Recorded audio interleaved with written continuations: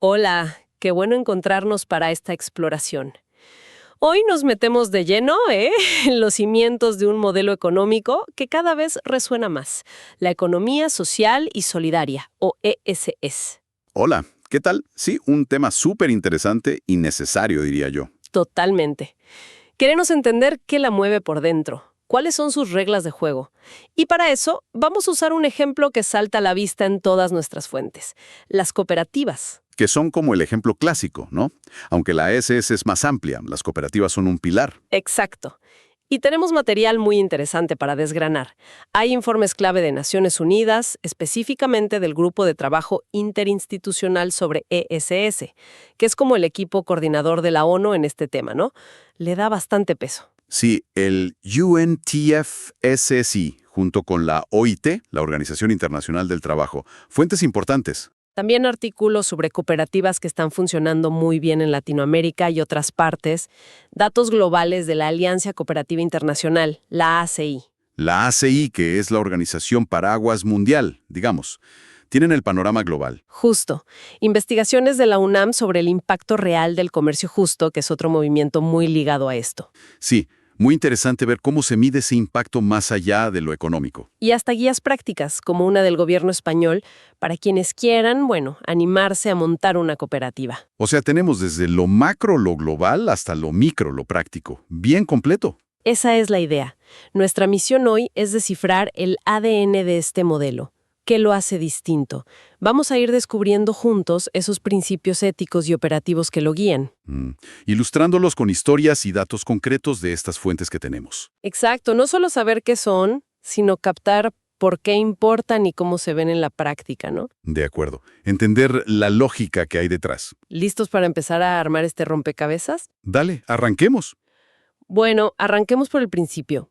Según estos documentos, especialmente el de la ONU y la OIT, ¿qué es exactamente la economía social y solidaria? ¿Cómo la definen? Mira, el informe de este grupo de trabajo de la ONU, el UNTF-SS, junto con la OIT, la define como un conjunto de actividades económicas con una lógica distinta, ¿Distinta en qué sentido? en que abarca una diversidad grande de organizaciones. Asociaciones, las cooperativas que ya mencionaste, mutuales, fundaciones, empresas sociales, incluso grupos de autoayuda informales. Ajá, mente. No es solo una alternativa buena onda, sino un replanteamiento fundamental. ¿La economía sirve al capital o a las personas y al planeta? Exactamente. Ese parece ser el kit de la cuestión. Y ahí es donde entran esos principios operativos que mencionan, ¿no? Justo. Hablan de limitar la distribución de beneficios para reinvertir o beneficiar a la comunidad. Fomentar una gobernanza participativa donde la gente realmente decide. Y basarse en la ayuda mutua y la cooperación voluntaria. Son como las reglas del juego que reflejan esa prioridad. Entendido. Y las fuentes no dejan de hablar de las cooperativas como un actor central en esto. La ACI, la Alianza Cooperativa Internacional, suelta un dato que a mí me impactó. 3 millones de cooperativas en el mundo, Es impresionante. con más de 1.000 millones de miembros, o sea, más del 12% de la humanidad involucrada de alguna forma. Es enorme. Es una escala que a veces no se dimensiona, ¿no? Y la guía española que tenemos muestra la variedad que existe dentro de ese universo. ¿Cómo qué tipos? Bueno, cooperativas de trabajo asociado donde los trabajadores son los dueños, agroalimentarias, de vivienda y de crédito. Cubren casi cualquier necesidad económica imaginable, realmente. Perfecto. Entonces usemos esas cooperativas como nuestro hilo conductor para entender los principios. Empecemos con el primero que salta a la vista, autogestión. ¿Qué significa realmente en este contexto? La autogestión es, en esencia, la capacidad y el derecho de las personas a organizarse por sí mismas, a tomar las riendas de sus propios proyectos económicos y sociales. Es la autonomía puesta en práctica. Como decir, nosotros lo hacemos. Algo así. El informe de la ONU habla de acción colectiva como un mecanismo clave para el empoderamiento, y eso es autogestión pura. O sea que la gente no espera que otros resuelvan, sino que se junta y lo hace. Es eso. Justamente. Y la guía española define a las cooperativas precisamente por su estructura y funcionamiento democrático, que es la base indispensable para que esa autogestión sea real y no solo una etiqueta. Claro, necesitas el cómo. Exacto. Un ejemplo muy concreto que menciona el blog de Coemeva es Arizmendi Bakery, una cadena de panaderías en Estados Unidos. Ah, sí, lo leí. Interesante. Son operadas y propiedad exclusiva de sus trabajadores. Ellos toman todas las decisiones importantes colectivamente, desde qué se hornea hasta cómo se invierten las ganancias. Y claro, comparten los beneficios equitativamente. Ahí tocaste un punto clave.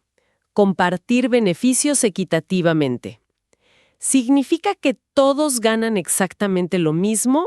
¿O cómo funciona esa equidad en la práctica diaria, según las fuentes? Suena bien en teoría, pero ¿cómo lo aterrizan? Es una buena pregunta.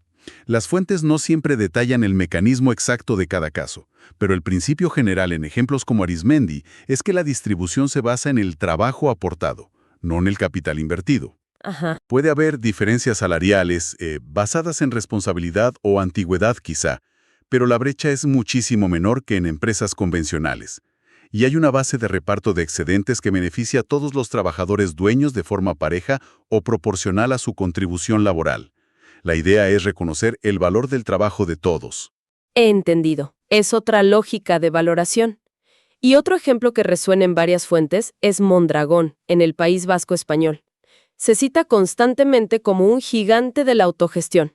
Sin duda, Mondragón es un caso emblemático porque demuestra que la autogestión no es solo para pequeñas iniciativas. Es un complejo enorme con cooperativas industriales, financieras, de distribución, centros educativos. Impresionante. Todo operando bajo principios cooperativos y con una fuerte participación de los trabajadores socios en la dirección. Aunque claro, gestionar esa democracia a gran escala tiene sus propios desafíos, como cualquier sistema complejo. No es fácil. Me imagino, claro. Bueno, si la autogestión es tomar las riendas, ¿qué aporta el principio de responsabilidad? Suena algo más que, digamos, cumplir con las cuentas. Definitivamente. La responsabilidad aquí va mucho más allá de la financiera.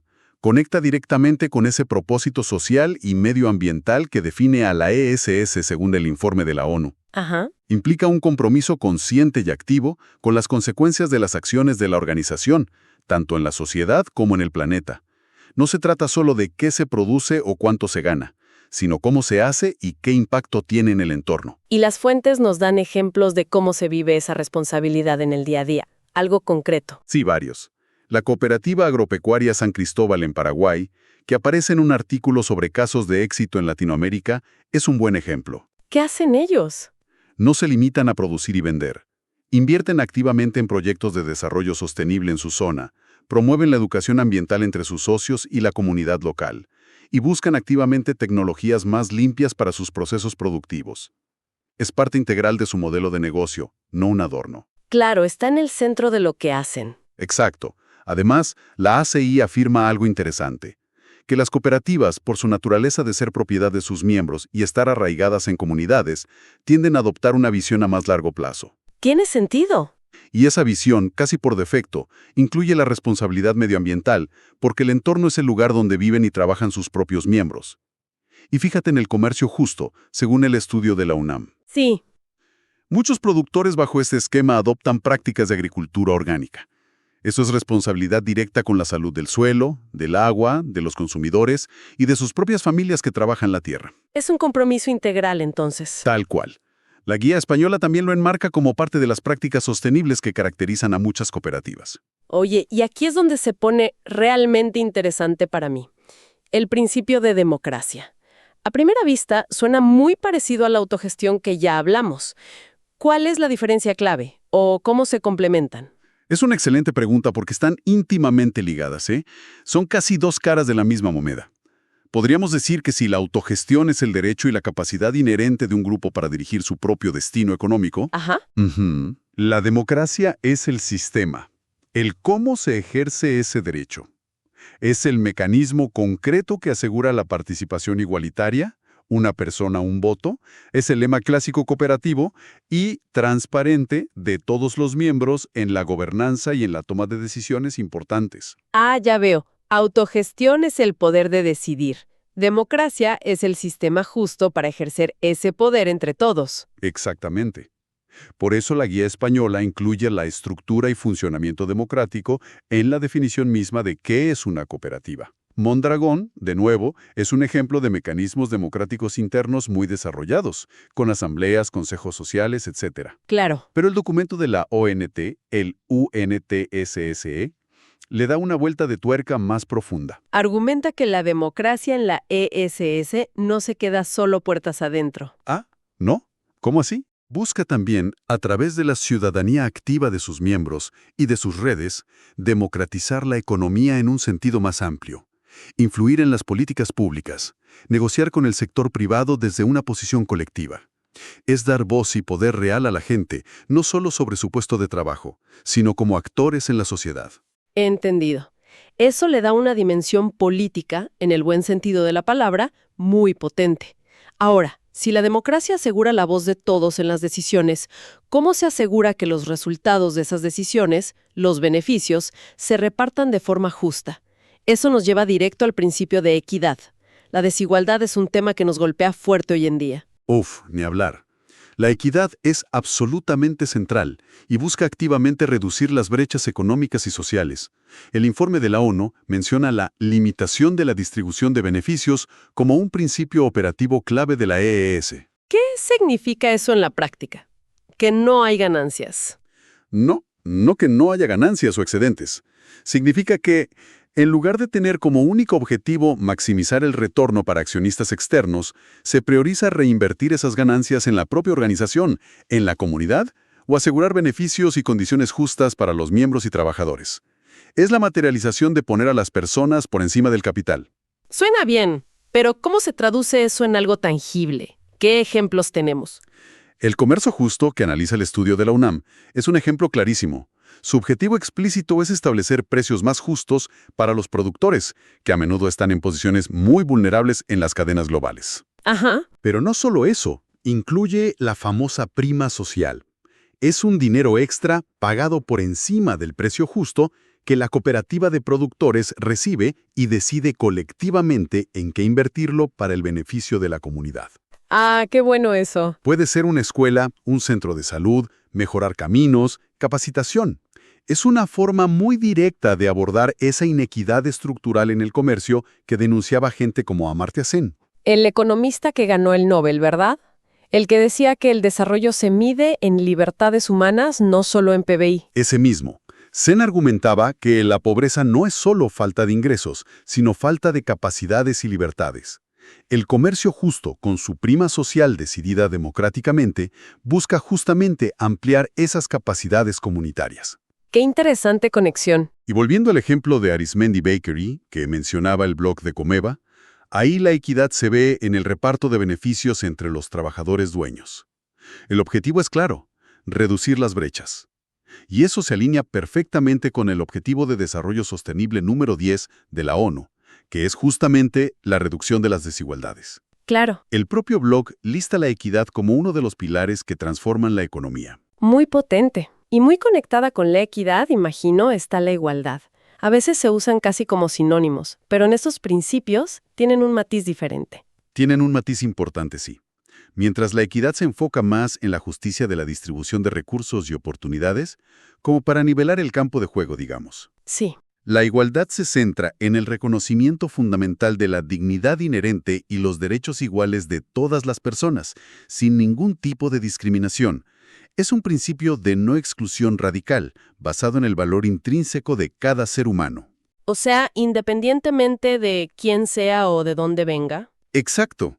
Independientemente de su género, etnia, religión, orientación sexual, discapacidad, etc. ¿Y cómo se refleja eso en las organizaciones de la ESS, según las fuentes? El informe de la ONU-OIT-UNTFS lo subraya mucho. Habla del empoderamiento de grupos históricamente vulnerables o marginados y conecta directamente con el lema central de la Agenda 2030 de Desarrollo Sostenible: no dejar a nadie atrás. Un lema poderoso. De hecho, el informe resalta algo interesante, que las organizaciones de la ESS, por su estructura y valores, suelen ser más inclusivas, particularmente con las mujeres. A menudo las mujeres son mayoría entre las trabajadoras, miembros y usuarias de estas entidades. ¡Qué dato importante!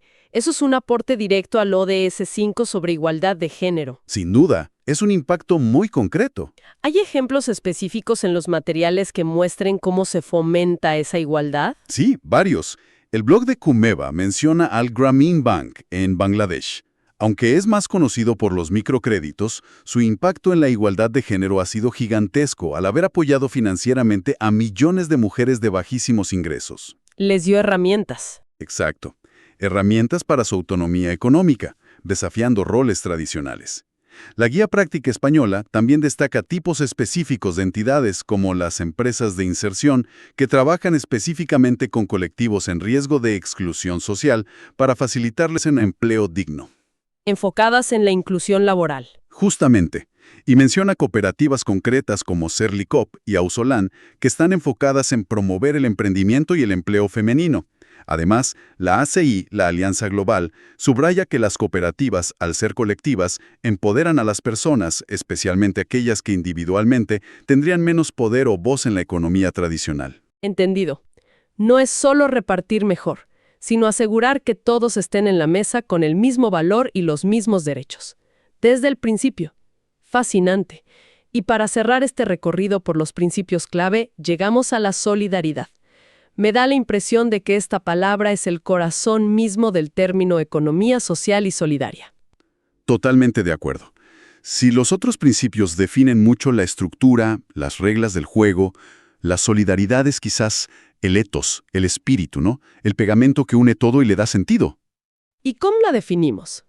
Se trata de ir más allá del interés individual y crear activamente lazos de apoyo mutuo, de cooperación voluntaria, de trabajar juntos por el bien común, reconociendo nuestra interdependencia. Es el juntos somos más fuertes hecho economía. ¿Y cómo la definen o la ilustran nuestras fuentes? El informe de la ONU la menciona explícitamente. Habla de la ayuda mutua y la cooperación voluntaria como prácticas centrales y definitorias de la ESS. El estudio de la UNAM sobre comercio justo también lista la solidaridad y la cooperación como principios guía que inspiran ese movimiento global. Tiene lógica. Y la Guía Española, al definir qué es una cooperativa, dice que son asociaciones de personas que se unen para satisfacer necesidades comunes. Eso inherentemente implica una base de solidaridad. Nos necesitamos mutuamente para resolver algo que solos no podríamos. Y los ejemplos que hemos ido viendo parecen respirar esa solidaridad, ¿no? Exacto. Piensa en la cooperativa La Sagrada Familia en Ecuador, que menciona el artículo sobre casos latinoamericanos. Nació, según cuentan, como una alternativa financiera solidaria en una comunidad, frente a una banca tradicional que quizás no les daba respuestas. Una necesidad común. Claro, su objetivo era el bienestar colectivo de sus miembros, apoyarse mutuamente. O los casos que cita el blog de Comeva, como las redes de cooperativas en regiones como Emilia-Romagna en Italia o el mismo Mondragón. Ah, las redes. Son ecosistemas enteros donde las organizaciones colaboran entre sí, se apoyan, mostrando una solidaridad que va más allá de la propia empresa. Y volviendo al comercio justo, esa prima social de la que hablamos es solidaridad pura y dura en acción. Un beneficio económico que no se queda en lo individual, sino que se traduce en mejoras colectivas para toda la comunidad productora. Entonces, recapitulando un poco. Autogestión, responsabilidad, democracia, equidad, igualdad y solidaridad. Parece que estos 6 principios no son simplemente una lista de buenos deseos. Forman un tejido, ¿no? Una red interconectada que define una manera de entender y practicar la economía que es radicalmente diferente. Exactamente, mucho más centrada en las personas, en las comunidades y en el planeta. No son principios accesorios o cosméticos. Para nada. Son la base operativa, el sistema operativo de la SS. Constituyen un paradigma distinto al de la economía convencional, que históricamente se ha centrado en la maximización del beneficio individual y el retorno al capital, a veces a costa de lo social o ambiental. Claro. Aquí, los valores éticos compartidos, solidaridad, justicia, democracia, son los que impulsan la actividad económica. El informe de la ONU lo plantea de forma muy clara. La ESS no es solo una utopía, es una vía concreta y existente para poner a las personas y al planeta en el centro de la agenda de desarrollo. Y lo clave es que no es solo teoría. Como vimos, los ejemplos están ahí y son muy diversos. Precisamente. Los ejemplos que revisamos en las fuentes nos llevan por todo el mundo. Cooperativas agropecuarias en Paraguay, panaderías de trabajadores en Estados Unidos, bancos comunitarios impulsando a mujeres en Bangladesh, redes industriales y de servicios en España o Italia. Y movimientos globales. y movimientos globales con millones de personas como el cooperativismo o el comercio justo. Todos ellos, con sus matices y desafíos, demuestran en la práctica que es posible generar economías más resilientes, que empoderan a la gente, que construyen sociedades más justas y que pueden ser más sostenibles aplicando estos principios. Ha sido un recorrido revelador por los principios que mueven los hilos de la economía social y solidaria. Autogestión, responsabilidad, democracia, equidad, igualdad y solidaridad. Hemos visto, sobre todo a través del lente de las cooperativas, que no son solo palabras bonitas en un papel. ¿No? ¿Son la base operativa? Exacto. La base que explica el impacto real y diferente de estas organizaciones en sus comunidades y en el mundo. Nos hemos apoyado en una mezcla rica de fuentes. Informes globales de la ONU, estudios de caso concretos de Latinoamérica y otras regiones, datos de la ASI que muestran la escala e incluso guías prácticas. Lo que me parece fascinante, y que el documento de la ONU, el UNTFS, argumenta con fuerza, es cómo este conjunto de principios no solo define un modelo ético, sino que ofrece respuestas concretas y potenciales a algunos de los desafíos más urgentes que enfrentamos como humanidad. ¿Como cuáles, por ejemplo? Hablamos de la lucha contra la pobreza, ODS 1, la creciente y preocupante desigualdad tanto económica como de género, ODS 5 y 10, la emergencia climática que nos acecha, ODS 13, y la necesidad universal de tener un trabajo decente y con sentido, ODS 8. Temas enormes. Enormes. Y las fuentes nos han mostrado ejemplos vivos de cómo la AS ya está contribuyendo en todos estos frentes, demostrando que otro tipo de economía es viable. No es la única solución, claro, pero es una parte importante de ella. Y para cerrar, me quedo con una reflexión que surgió de las fuentes, particularmente del estudio de la UNAM. Mencionaba el gran desafío que tenemos como sociedades de medir nuestro progreso más allá del simple Producto Interno Bruto, del PBI. El famoso PBI que mide mucho, pero no lo esencial a veces. Tal cual. Necesitamos incorporar indicadores que reflejen el bienestar real, la felicidad, el desarrollo social, la salud del planeta.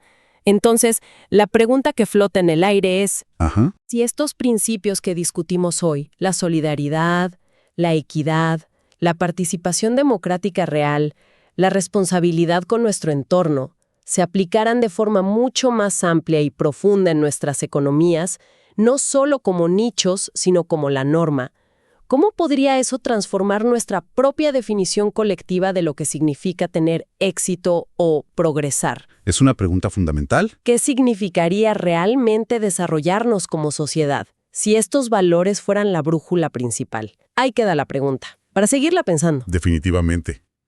Para seguir la conversación,